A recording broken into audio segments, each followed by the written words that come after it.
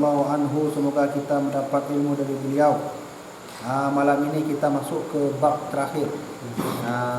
Ini panjang sekali bab ini, tapi kita masuk ke kategori terakhir, yaitu berkata Imam Ibn Athaillah, kaifa yatasawwaru ayyahjubahu syai'un walau lahu ma kana wujudu kulli syai'. Apa artinya? Betapakah tergambar dalam akal dan hati bahwa Allah Subhanahu wa taala terhijab oleh sesuatu, padahal jikalau tidaknya Allah, maka tidak akan ada segala sesuatu. Oke, kita belum paham ya di sini. Mari kita baca bagaimana pendapat beliau. Beliau kita mengatakan maksudnya bahwa sekalian alam ini berhajat kepada Allah dan Allah Subhanahu wa taala terkaya dari semuanya itu. Kalaulah demikian, maka tentulah sekaliannya segala yang dijadikan oleh Allah tidak akan dapat menghijab Allah pada penglihatan hamba-hambanya yang arifin muqarrabin. Jadi ada orang bilang, tentu hubungan saya dengan Allah terputus. Kenapa hubungan kamu dengan Allah terputus? Karena tentu saya terhijab. Kok bisa terhijab? Terhijab itu apa artinya? Terdinding. Mana bisa kita terdinding dengan Allah? Kamu hidup di mana? Saya hidup di alam. Di alam mana? Di bumi Allah.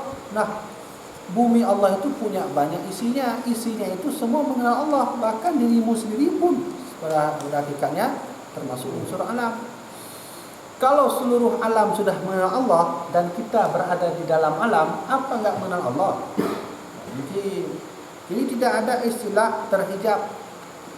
Karena istilah terhijab, tetap mau kemanapun kita pergi, mau gila apapun kita, mau lupa apapun kita, kita akan ada mengenal Allah Subhanahu wa taala. Bukti kecilnya seperti orang hanyut, anggap sajalah seperti orang kafir yang hanyut atau terpecah kapalnya di tengah laut. Tidak ada lain harapan dia kecuali pada Tuhannya. Coba lihat. Orang Cina aja udah tsunami waktu itu datang, dia nggak tahu dia datang ke Mesir Raya. Apa yang bilang? Orang Islam dia bilang Allah Akbar, Allah Akbar, dia Allah Akbar enggak. Akhirnya ke sana juga, padahal dia kafir. Itu bukti sebenarnya, sekafir apapun orang, tidak ada istilah terhijab pada Allah. Nggak ada. Ya. Gimana terhijab? Kita hidup di alam yang alam ini semua mengenal Allah. Mungkin begini maknanya, kita menghijabkan diri, ya itu baru maksudnya gimana menghijabkan diri? Suruh ngaji nggak mau, suruh baca Quran nggak mau, udah salah baca Quran suruh ngaji nggak mau, udah sok-sok dia, ya kan? Sholat nggak mau, ngaji nggak mau, sekolah nggak mau, semua nggak mau. Itu namanya menghijabkan diri. Tapi kalau orang bilang terhijab, itu tidak ada istilah terhijab. Sudah ya. Maka oleh karena itu Allah Subhanahu mengatakan bahwa sesungguhnya tidak ada istilah kita ini terhijab dengan Allah. Kenapa? Apa alasan kita tidak ada istilah terhijab dengan Allah? Karena semuanya alam ini mengenal Allah. Mana mungkin kita termasuk unsur alam kita nggak mengenal Allah? Pasti mengenal Allah. Saya nggak percaya. Kalau nggak percaya, pergi aja ke laut. Saya belah itu laut, kapal kamu itu. Harapan kamu kemana? Yang manusia satupun nggak ada. Oke lah kalau ada manusia dia bisa panggil manusia. Oke lah kalau ada kapal lewat dia bisa panggil kapal. Kalau kapal nggak ada, manusia nggak ada, pasti dia akan lari ke sana. Ya, itu sama seperti Abdullah ayahnya Rasulullah. Ya, yang saat itu belum ada Islam. Nah, Islam belum ada, tapi dia percaya akan satu Tuhan. Itu apa artinya? Abdullah walaupun pada saat itu Nabi belum ada, jadi hati beliau kepada Tuhan itu tak terdidik. Walaupun beliau itu hidup bukan di masa Islam itu muncul. Semua manusia punya Tuhan.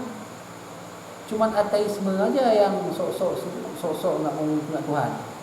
Ateisme kan nggak mau punya Tuhan ya.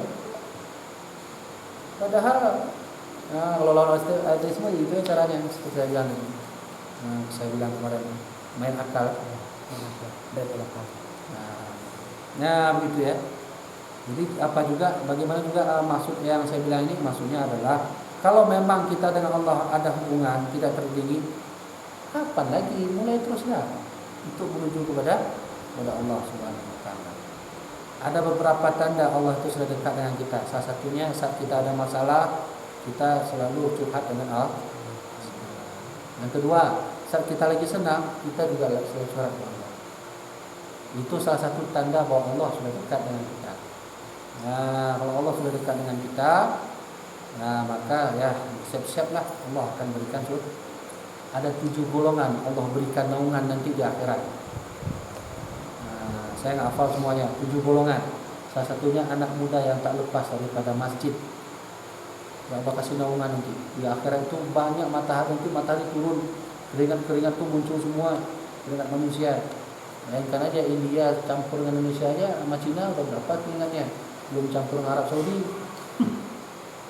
Bau keringatnya kan beda, bau keringat Arab Saudi sama Indonesia. Indonesia agak ini sedikit, wangi-wangi mah kalau Arab Saudi padang pasir semua, terasi kan? Ya kan? Ya habis semua turun keringat darah, turun semua, habis itu ditambah lagi dengan cahaya matahari, tapi Allah melindungi 7 golongan. Salah satunya adalah anak muda yang tak lepas dari masjid. Yang terakhir kata Nabi adalah orang yang tak pernah lepas dengan Tuhannya. Mungkin kalau ada masalah dia selalu ngobrol kepada Allah, kalau ada kesenangan dia juga selalu ngobrol dengan Allah. Gimana contoh kita kalau ada masalah selalu ngobrol dengan Allah? Kalau ada masalah misalnya kita lagi nggak ada uang, istri kita lagi kabur, nah, contoh kan, maka kita bilang ya Allah, nah inilah saya sudah berusaha, saya cari begini tapi nggak dapat juga, tapi saya kembalikan semua kepada-Mu. Nah, gitu kan? Nah, jadi kalau kita lagi nggak ada sesuatu, ingin sesuatu, itu maknanya luas. Nggak ada sesuatu tapi ingin sesuatu. Nah, cari dulu sesuatu itu. Jangan ingin mengadakan sesuatu yang sesuatu itu nggak kita cari. Sudah masuk je balik-balik juga. Jadi lagi yang ni, tanya kena tak perlu HP, tak perlu HP suami dah bukan yang terbaru ni. Mana kan pas minta peng sih. Mana mungkin mana pakai on dah perlu HP ya. Kan cari uang juga. Ya Allah Tuhanku, saya dah capek cari uang. Dah 20 hari saya cari uang untuk beli suami enggak ada. Hari ini saya serahkan padamu semua. Itu ada, itu lagi susah. Lagi susah dengan Allah. Tapi lagi senang, waktu senang satu truk dikasih suami. Alhamdulillah dan dia berenang-benang dalam suami itu. Ya Allah, terima kasih ya dah kau kasih satu truk suami. Itu dia. Kalau kita saat senang aja, saat lupa aja, saat senang. Mana ada ingat lagi. Kalau pernah ceweknya yang baru tu, ada lupa. Kalau lagi senang. Baru. Ya kan?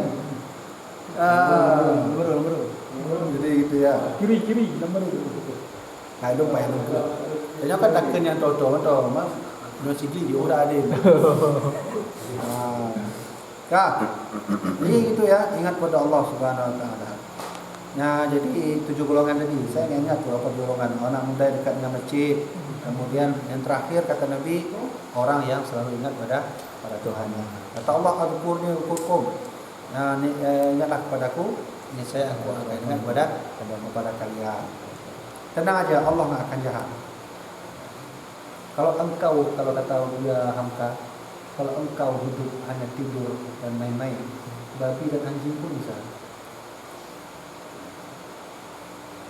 Ya, hidup cuma tidur, babi pun bisa. Jadi apa artinya? Kerja terus. Kamu jadi kaya, silakan jadi kaya, apa? Tapi ingat, Nabi kita miskin. Kamu mudah protes pada Allah karena hinaan orang lain terhadapmu, silakan. Tapi ingat, Nabi kita lebih dihina lagi oleh umatnya. Karena gitu pertimbangannya kan? Ya. Cara gitu caranya.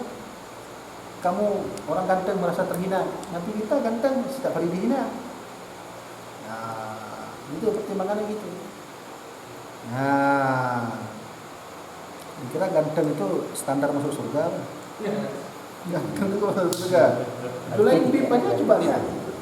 Julaibib yang sahabat Nabi hitam pendek, suku nggak tahu dari mana, ayah nggak tahu, ibu nggak tahu, surga masuk. Alhamdulillah. Kita ganteng apa seperti Julaibib belum tentu.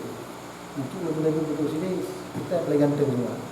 Tapi beliau udah nikah bidadari coy. Lah kita apa? Gitu ya. Ya, oke. Nah, sama. Bilal bin Rabah orang hitam juga. Beliau dari Afrika. Bilal bin Rabah itu orang hitam. Ya, orang hitam kan. Banyak orang-orang hitam itu masuk surga.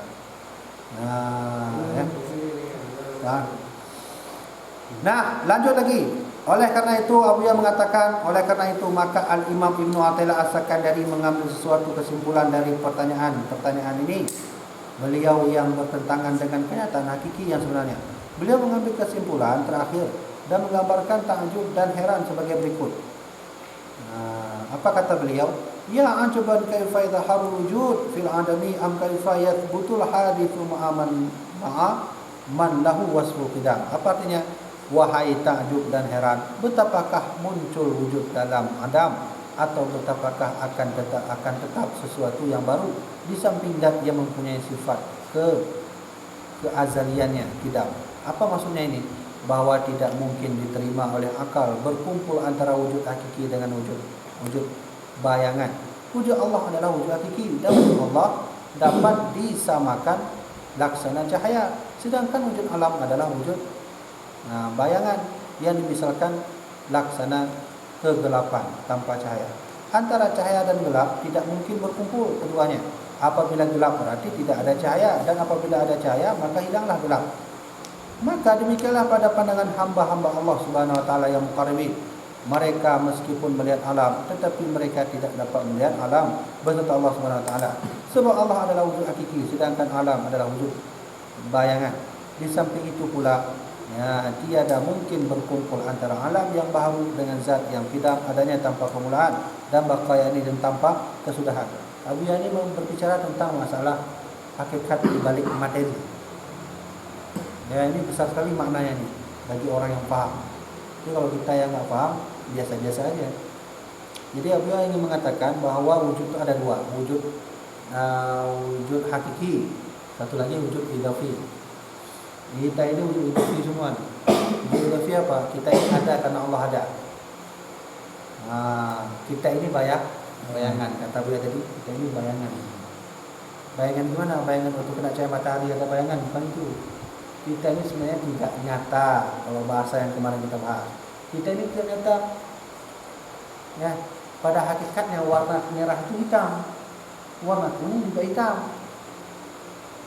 Ya, itu warna yang paling mutlak dunia ini warna hitam, ada warna lain. Ini hitam sebenarnya ini warna hitam nih. Yang kalian bilang merah ini hitam. Kenapa hitam? Coba mati lampu, mana ada kelihatan lagi dia? Ada lagi kelihatan merah. Kalau mati lampu mana ada kelihatan merah? Begitu juga para wali Allah saat melihat kita, mereka kata nggak nampak. Wali Allah tuh lihat kita itu nggak nampak, bayangan. Yang nampak itu Allah Subhanahu wa taala. Itu namanya muqarrabin. Tingkat paling tinggi namanya musyahadah. Itu para wali Allah musyahadah. Di bawahnya muqarrabin sama ya. Baru yang baru makasifah. Makasifah itu orang yang baru masuk ke dunia para wali lah. Baru diospek oleh para wali dan masuk ke situ. Di bawahnya lagi orang-orang ya biasa-biasa saja, ulama tapi biasa-biasa saja. Di bawahnya lagi baru orang soleh, biasa saja, maksudnya nggak ada ilmu pengetahuan. Di bawahnya lagi nggak tahu saya, kita itu dua kali lagi di bawah itu. Ya, para itu orang dengan Allah Subhanahu wa taala. Orang kalau udah gila dengan Allah itu bahaya sekali. Udzukurullaha kata Nabi hatta yaquluna majanin. Berzikirlah kamu kepada Allah sepenuh-penuhnya zikir sehingga orang bilang kamu orang gila. Itu baru berzikir kata Nabi. Kamu berarti bilang kan tuh berarti. Baik, anak kerja ya. Anak berarti ya. Awalnya itu Misalnya dari kerja mereka tidak ambil adalah turah itu. Turah yang megahnya adalah kita ini berzikir sampai orang bilang kita gila itu hanya di tempat-tempat kita berzikir. Di mana tempat zikir? Situ. Dia waktu makan zikir, minum zikir. Zikir itu bukan berarti kita tasbih. Allah. Zikir itu di sini. Sebaik-baik zikir ada di hati. Itu tak bukan tasbih. Entah mau hukum la ilaha tu. Katu Wahabi dalam tasbihana. Yang lagi itu perubahan ini kalau bercira kalau empat. Coba aku ini belum kaya. Ini yang punya yang buka serbet dan sorban lagi serbet. Tahu dari badan. Salam. Kau masalah mah? Yang mana? Oh, Tahu nah. lama.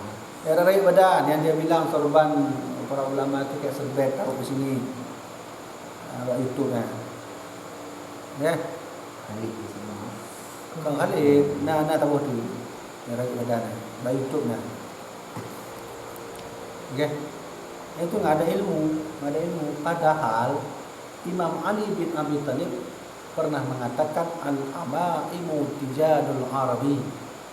Sorban itu adalah mahkota orang Arab. Datanglah dia bilang serbet. Kan hancur kali. Hancur kali itu. Mana ilmunya? Kemudian Nabi itu waktu perang malaikat waktu perang Badar, mereka memakai sorban berwarna biru. Mereka pakai sorban malaikat untuk perang Badar. Nabi juga begitu demikian pakai sorban. Orang Arab zaman dulu pakai sorbannya. Lagi Abi Hudawli kadang-kadang itu sorban ini ada ekornya ditaruh di atas apa nama kota. Begitu caranya. Dan itu memang di Jadul Arabi, begitulah mahkota orang Arab. Orang Arab itu diambil juga dari masa Nabi. Gitu kan? Bahkan ulama, bahkan Nabi mengatakan solat memakai sorban itu 20 kali lipat daripada orang solat tidak pakai sorban. Datanglah dia dibilang sorbet. Pas kali kita ambil api taruh di muka dia. Apa ajar? Apa? Nah, ajar enggak? Enggak, maksudnya kita kesal dia menghina kalau dia Orang Indonesia. Kalau dia enggak menghina, itu lain. Misalnya saya berpendapat begini, saya ada dapat begini. Mana menurut Anda? Gitu. Dalilnya dikuatkan, disebutkan mana hadis, mana Quran, mana pendapat udah. Itu baik. Kalau orang menyalahkan pendapat seseorang, dia pakai Quran, hadis, ulama, itu oke skip. Ini nggak ada apa ada bantai dengan mulut monyong itu. Cimitanya sonan ya. Ya gitu ya. Jadi jangan ini ya. Jadi sorban itu tujuan Arabi kata Ali. Kata Ali tadi sorban itu tujuan Arabi, mahkota orang Arab. Sudah. Nah, ini kita habiskan dulu sikit lagi nih. Sesuatu yang baru pasti akan tiada. Kata Buya pasti batal. Sesuatu yang baru. Sesuatu yang baru itu apa? Ada kecil, ada dewasa, ada tua, pasti meninggal. Semua hewan begitu, semua benda begitu. Tidak ada satupun benda atau hewan yang tidak mengalami namanya baharu alam. Semua berubah. Nah, yakni pada azalnya tidak ada atau pada akhirnya kita akan binasa. Dalam Al-Quranul Karim Subhanahu wa taala, Allah Subhanahu wa taala berfirman, wa qul ja'a haqqan wa zahaqal batila wa batilu innal batila kana zahuqa. Artinya apa? Dan katakanlah hai Muhammad, telah datang yang benar dan hilang yang palsu. Sesungguhnya yang palsu itu pasti lenyap. Nah, ayat ini dalam pengajian tasawuf memberikan pengertian bahwa zat yang ada dan tetap selama-lamanya adalah Allah Subhanahu wa taala. Apabila Allah Subhanahu wa taala atau sesuatunya telah muncul atau dekat pada hati, pada perasaan hamba, maka hilanglah, nyelaplah segala alam yang ada ini. Nah, tidak ada kelihatan pada hakikatnya alam maya pada ini selain dari Allah Subhanahu wa taala. Tiada ada umpama dengan sesuatu atau sifat-sifat yang maha agung dan suci. Maka pada ketika itu tenggelamlah si hamba dalam wujud Allah Subhanahu wa taala atau sifat Allah yang maha agung dan maha besar. Kesimpulannya sebagai penutup, Beliau mengatakan Allah Subhanahu wa taala terang dan jelas dalam akidah, bahkan juga dalam penglihatan dan perasaan hamba-hambanya yang tauhidnya kepada Allah Subhanahu wa taala telah begitu mendalam dan telah begitu mantap. Maka di samping iman dan Islam yang telah ada padanya, juga hakikat al-insan menjadi pakaian batinnya dan lampau cahaya ruhnya, ruhaniyahnya sebagai yang telah dianjurkan oleh Allah Subhanahu wa taala dan Rasulnya. Mudah-mudahan kita dimasukkan oleh Allah dalam golongan hamba-hambanya yang mendapatkan nikmat seperti yang telah tersebut di atas. Nah, jadi maksudnya apa? Abuya ingin mengatakan bahwa kalau kita sudah dekat dengan Allah, itu nikmat terbesar. Maka kata Nabi, wajarlah udzukurullahu katsiran hatta yaquluna al-majanin. Berzikirlah kamu kepada Allah banyak-banyak sehingga kamu dikatakan orang gila. Kalau kita udah dibilang sama orang-orang gila, maka kita gila dalam akidah pada Allah. Itu yang harus kita cari. Kalau udah gila kita dengan Allah,